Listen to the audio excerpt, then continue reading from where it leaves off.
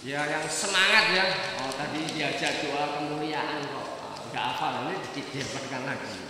Ya ini bukan soal masuk neraka atau masuk surga, tapi kalau Anda bisa ikut serta dalam perayaan liturgi kan mungkin nggak jadi ngantuk, ya kan, nggak gagal fokus.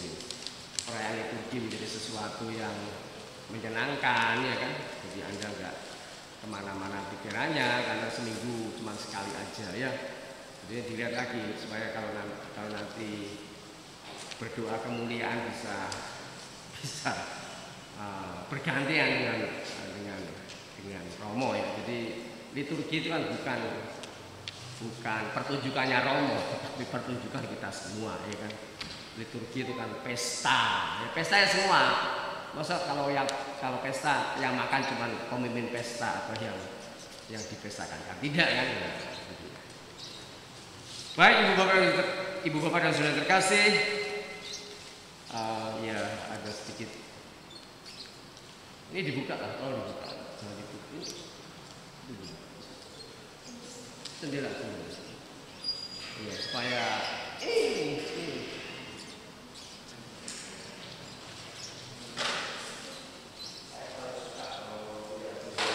supaya seger ya. Apalagi. Ya ada cerita, saya kan kebetulan suka bulu tangkis ya kan, dan ya kalau bulu tangkis kan kemampuannya macam-macam. Tapi ada juga artinya orang yang ini bukan mas ini, yang ya kemampuannya ya sebenarnya ya kalau untuk mereka yang di klub ya artinya nggak boleh belum boleh main dulu ya kan. Kalau dulu di klub itu kan pertama-tama tidak main dulu kan, ya pasti latihan ngenet, latihan nyemes, latihan drive, latihan rally dan seterusnya dan sebagainya. Main itu terakhir, nanti mungkin kalau sudah mau pulang itu baru main. Nah biasanya kalau saya lagi atau beberapa kali main berpasangan kan ganda, ya ada satu orang yang posturnya bagus banget ya, mungkin 175 begitu, tenaganya besar, tapi mainnya kan lucu banget gitu. Tapi walaupun dia mempunyai keterampilan teknis yang pas-pasan, kesannya kalau main dia juga ingin memberi instruksi, ya, memberikan pengarahan kepada yang pasangannya yang de facto ya lebih bagus cara mainnya seperti itu. Nggak, saya ingin mengatakan begini, sebenarnya setiap orang ya secara naluri itu mempunyai dorongan untuk memimpin sebenarnya kan. Memimpin itu artinya kan banyak. Memimpin artinya mengarahkan ya kan? Dalam konteks makna arti kepemimpinan yang sederhana ya. Memimpin itu mengarahkan ya kan? Memotivasi ya kan? Mencerahkan ya kan?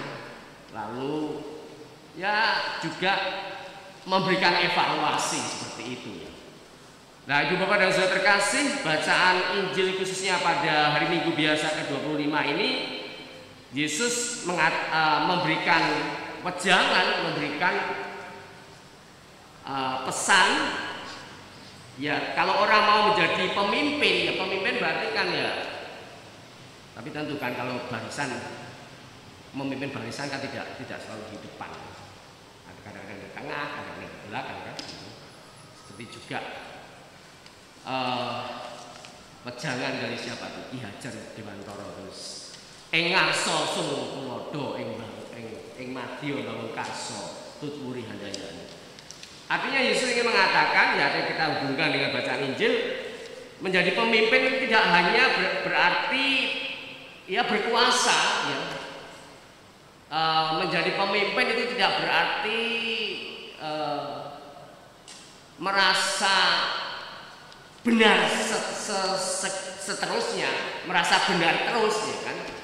Ada kebetulan tadi saya baca artikel bagus di Kompas walaupun tahun 2019, jadi itu ini apa kata-katanya Presiden Jokowi, jadi lamun siro sekti ojo mateni ya kan. Artinya dalam konteks kepemimpinan itu ya kan, itu jangan sewenang-wenang ya kan. Jadi meskipun mempunyai kekuasaan, seorang pemimpin itu jangan sewenang-wenang dan jangan menindas rakyatnya.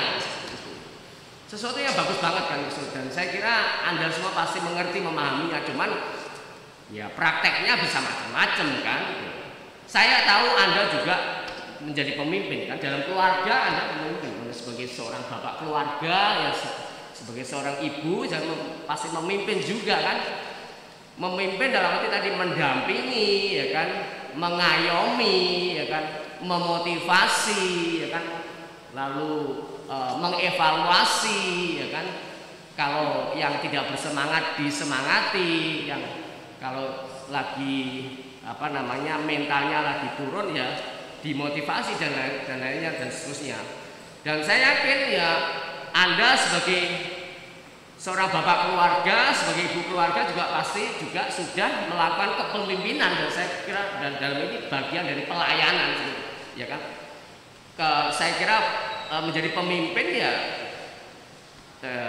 saya kira Anda sudah tahu, dan artinya ya menjadi pemimpin itu artinya bagian dari pelayanan. Tapi ya memang sih artinya dalam prakteknya kadang-kadang ya dimensi pelayanan dalam kepemimpinan itu kadang-kadang juga tidak tampak kan. Kapan itu saya sempat baca postingan di medsos mengenai gajinya anggota dewan kita yang di Jakarta itu 1 tahun itu nggak kurang dari 10 miliar yang diterima. Tapi kadang-kadang kan ya kan, kadang-kadang itu bisa menjadi bahan ejekan, bahan ini kan, bahkan bahan sindiran. Yang pemimpinnya segitu, tapi yang dipimpin nggak dapat apa-apa, nggak merasakannya. Ini kan memang sesuatu yang kontradiksi, ya. Artinya memang menjadi sesuatu yang harus dipikirkan, yang menjadi bagaimana seharusnya menjadi pemimpin, ya kan? Ya memang menjadi pemimpin itu kan ya seharusnya melayani, dan esensi atau hakikat dari kepemimpinan ya kalau kita berkaca bercermin dari bacaan Injil hari ini ya tadi Yesus mengatakan kalau ingin menjadi yang terdahulu hendaklah yang menjadi yang terakhir dan dari semuanya dan menjadi pelayan dari semuanya. Ini sesuatu yang sangat-sangat mulia, sesuatu yang sangat-sangat bermartabat, tapi toh tentu dalam konteks prakteknya bisa menjadi lain kan, karena ya ketika seorang pemimpin itu kemudian dia memegang tampuk kepemimpinan, ya ada bermacam-macam godaan, ada bermacam-macam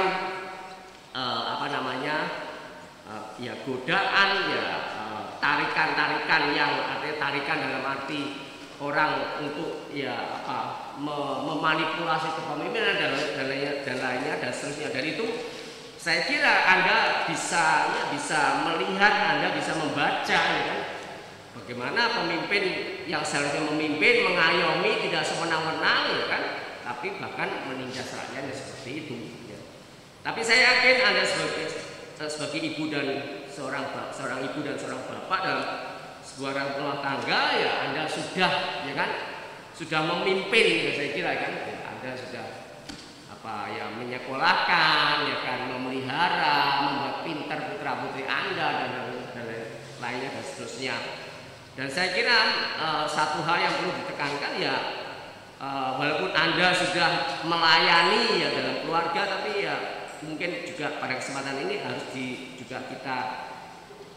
mungkin kita bisa bercermin, ya kan, berkaca dari apa yang dikatakan oleh Yesus, yang Yesus tadi mengatakan, atau bahkan Yesus tadi mengambil seorang anak dan berkata barang siapa menerima seorang anak seperti ini demi namaku ia menerima dia. Artinya kalau toh pun kita mempunyai kesempatan untuk menjadi pemimpin, ya sebagai bagian dari pelayanan, diharapkan kepemimpinan dan pelayanan kita itu, ya kan, pada akhirnya mampu membawa kita pada perjumpaan dengan Allah sendiri, ya kan.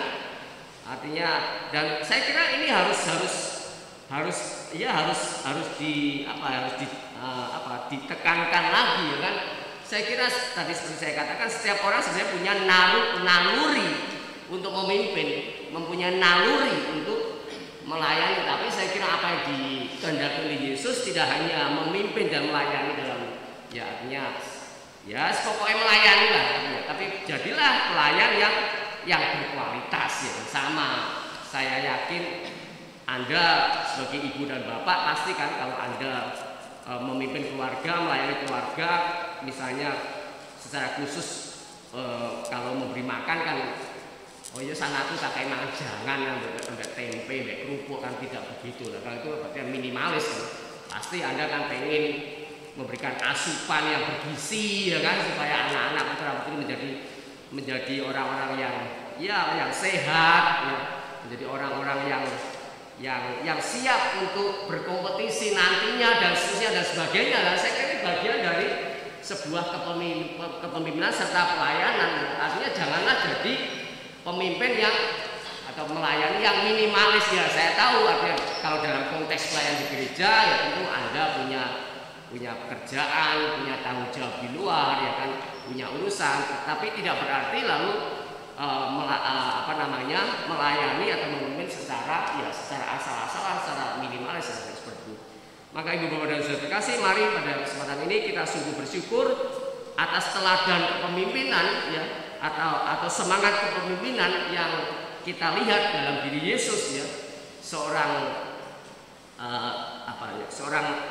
Yesus tidak hanya manusia, tapi Yesus adalah Allah yang menjadi manusia yang rela mengosongkan dirinya sampai setuntas-tuntasnya dan taat sampai mati karena ketaatan kepada Bapaknya. Saya kira semangat ini harus kita renungkan ya, dan kita doakan ya, yang kita mohon supaya kita punya semangat melayani dan semangat memimpin seperti juga Yesus sendiri.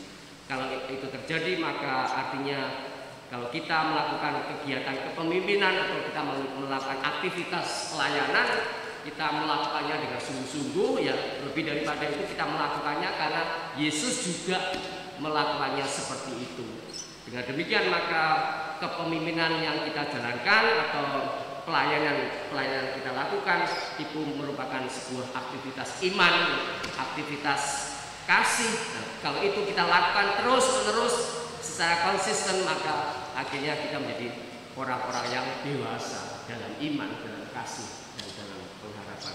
Mari kita mohon Roh Kudus, kita mohon hikmat ilahi agar kita dimampukan untuk menjadi pemimpin atau juga dimampukan untuk melayani sebagaimana Yesus memimpin dan melayani.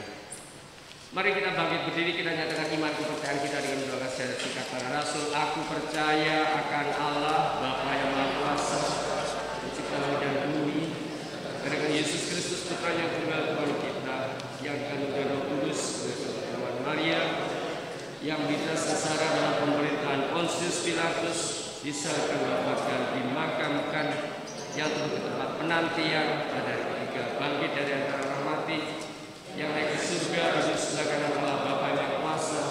Dari situ ia akan datang mengadili orang hidup dan mati.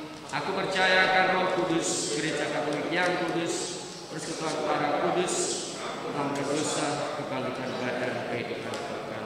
Amin.